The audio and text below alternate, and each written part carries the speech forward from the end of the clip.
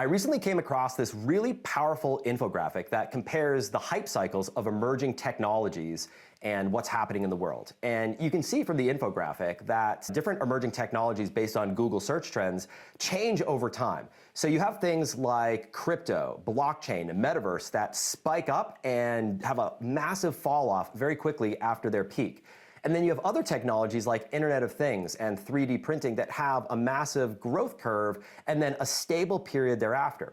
If you look at artificial intelligence, the question is, where are we in this growth curve? Are we going to experience something similar to crypto, blockchain, and metaverse, where this is going to spike up and precipitously drop off very quickly immediately after? Or are we in a hype cycle that's more similar to 3D printing and Internet of Things, where we're just at the beginning of the adoption curve and the growth curve on this technology? I think time will tell, but one of the questions that I'm asking myself and that I'm exploring is, where are we in this growth cycle and what does it mean for our business?